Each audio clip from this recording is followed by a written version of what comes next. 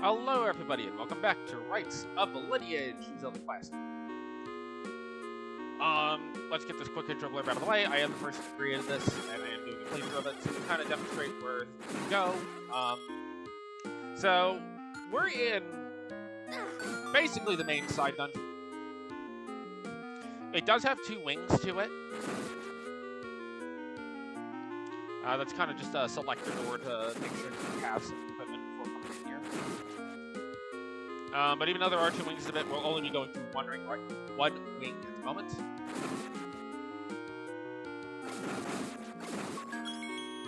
We'll leave that heart there, and we're gonna go north first. So the side dungeon. Spoiler warning: this is where you get your rings.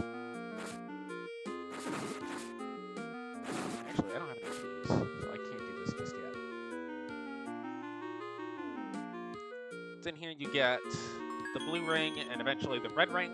The red ring we're not going to be getting for a little while. We do not nearly have the equipment necessary to go get the red ring. We do have the necessary equipment for the blue ring though. And as you can see, the floor tiling is a little bit fancier, which means this is a tier 2 dungeon. All tier 2 dungeons assume that you've completed all the tier 1s. But can also be done in any order. So I could theoretically do this after anywhere between the next 3 main dungeons. I'm just choosing to do it now because I can make the next main dungeons a bit easier with it. Again, raft is finicky. Thankfully, on a small gap like this, it's a lot less finicky.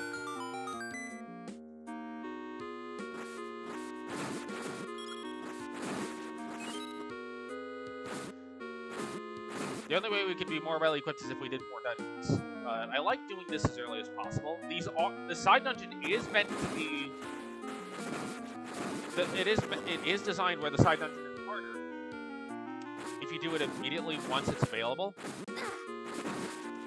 than your generic dungeon. With a caveat that generally once you complete one or two of. No, you know what? I think it's just generally meant to be the hardest of the two. Simply because its reward is optional and very powerful. So that was kind of my balancing of it, was let's make it harder than the rest of the tier. But the benefit is the reward is incredibly powerful.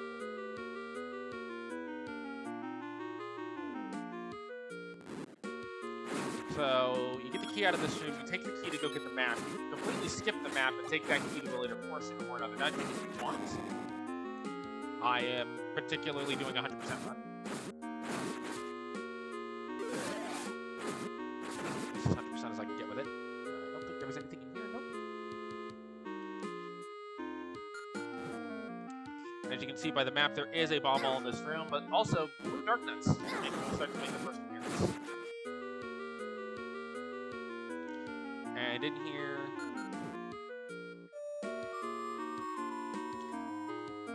You can either have the flippers coming in here to get through this, or you can use the whistle. Both are perfectly fine. Here, you need to pick a raft slot to go down. If you take the top slot, it's going to lead you to this pot, which is just a pot. If you want to take the bottom slot to get to the end, and the middle slot will just take you to that magic jar. Again, with the flippers, you can completely skip this entire puzzle. So that's why sometimes you might find want to come in here after doing one of your tier dungeons, because you may/will get items that will make these dungeons easy.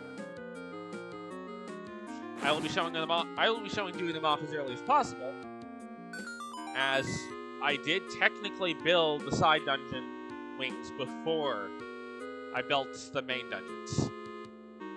So if I'm going to stick with my doing them in the order that they were built in, notes that I made at the very beginning of this playthrough, then doing these now is appropriate.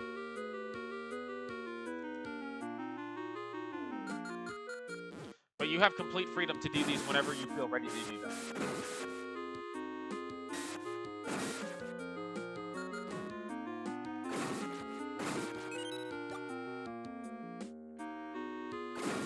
Also, the pulse boys don't really jump.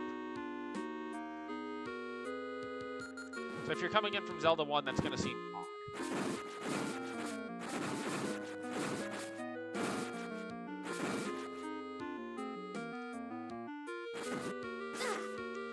And this is where having the magic shield really helps.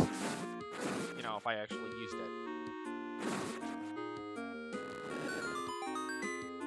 This will take you to a passageway that'll take you over to that other upper portion that you see over there. Look, there's a little shrine.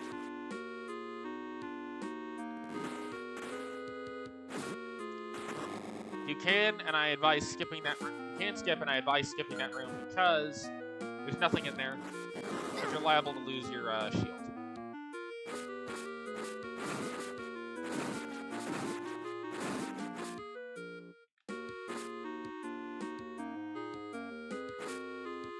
At this point, I assume you have ranged weapons. You can kill the keys from range if necessary.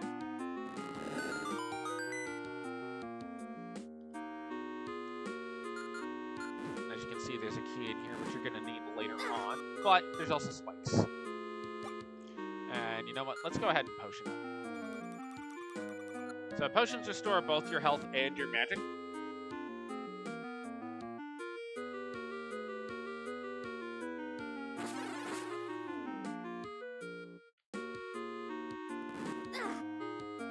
More spikes.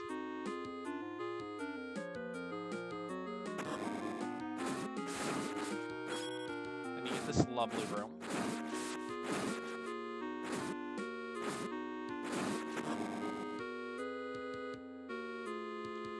Do a couple little quick dodges here. And you go downstairs. And if you don't have a key, you do have to go back up and get a key.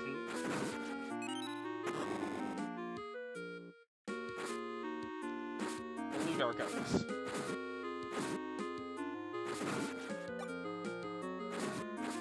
Thankfully, you can hide on the ladder and just poke away at them from the ladder, so they cannot hit you.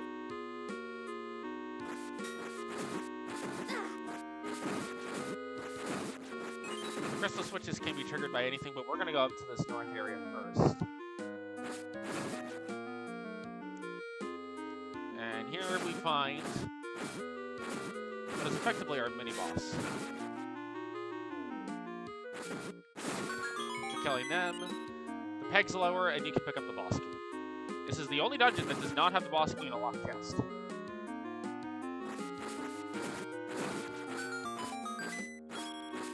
In fact, it's not even the only dungeon. This is the only wing of any dungeon that doesn't have it. Learn Aquamenace to get into the back. At which point you can go to the north. As you do need to do this for a key.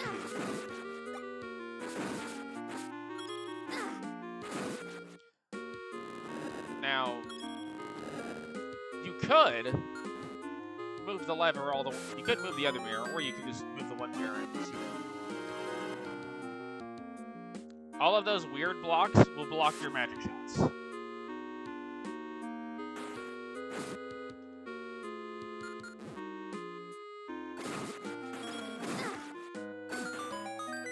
So, you would think you need to kill all the enemies, but no, you need to shoot the one stack to make it look like the other. That'll allow you to come in here. I do need to be a bit careful. I should actually kill these guys from a distance. Nothing in here, but that allows you into this lower section.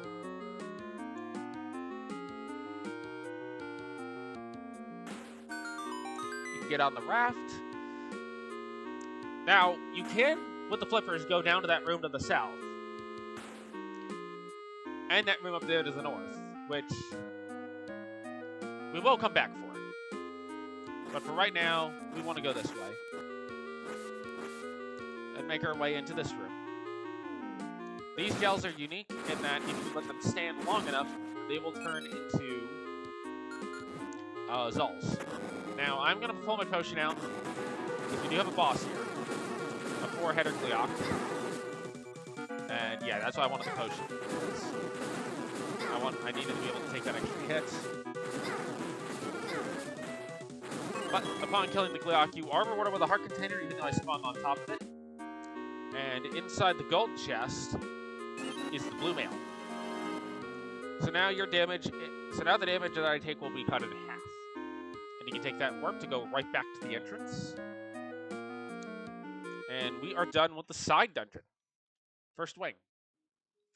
So I'm going to go ahead and cut the part here. I'm aware that this was a short part, but if you'll remember, last part was pretty long. Next part, we'll go ahead and tackle Dungeon 4 and its associated bonus games.